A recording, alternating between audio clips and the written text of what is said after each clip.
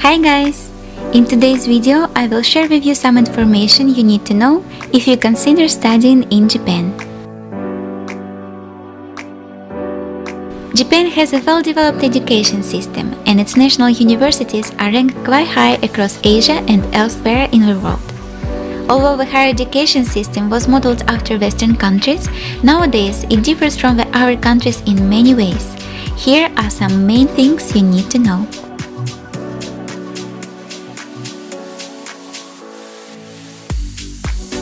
Let's start from the very beginning. An academic year in a Japanese university starts in April. It is divided into 2 semesters, the first from April until September and the second from October until March.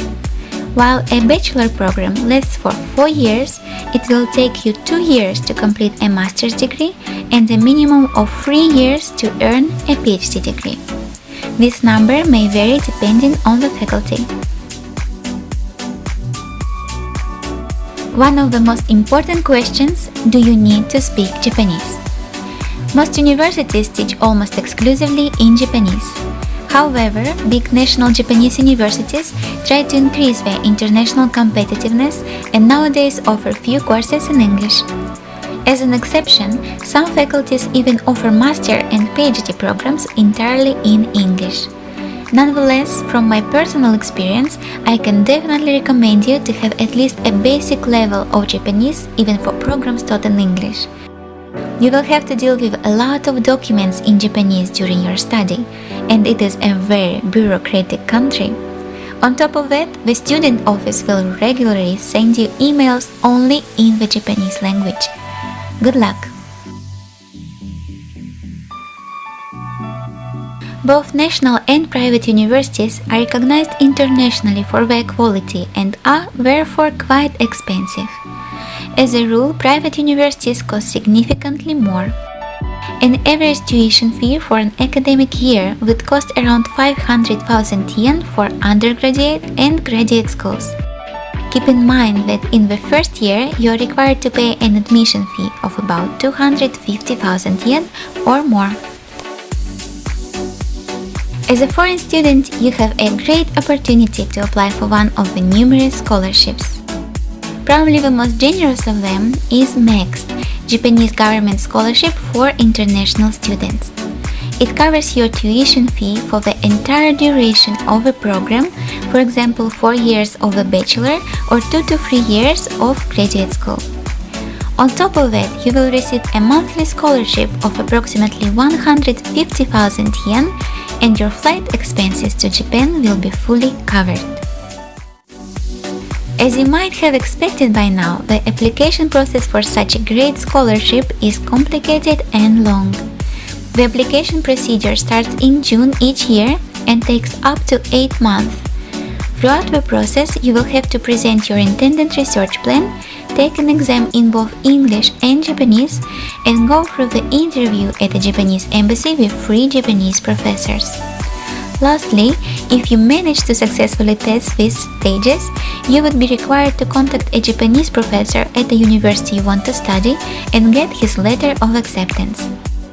The final decision would be announced by the Embassy of Japan in your country in the end of August, and you would fly to Japan in the beginning of April. Good luck!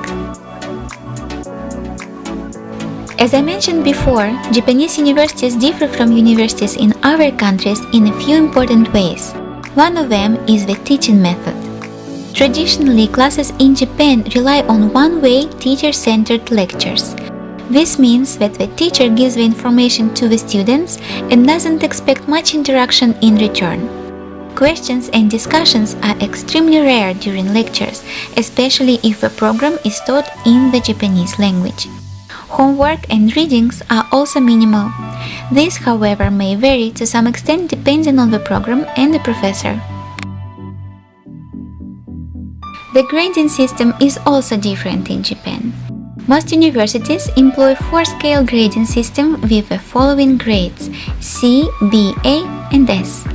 C, average or pass, B, good, A, very good, and S, excellent. As a rule, your grade is based on such things as attendance, presentation, or a final paper of around 3,000 letters, and in some cases participation in the class. Judging from my experience, teachers mainly give students A, very good, on a condition you finished all your assignments and attended most of the classes. Your grade will be lowered to B if you missed more than 2 lectures. S is the highest score you can get and is rarely given. Studying in a Japanese university can be a lot of fun. Every Japanese university has numerous sakuru or circles or student clubs. These are groups of people with common interests and hobbies who gather a few times per week and learn, study and practice together. For example, a dancing circle or an anime circle.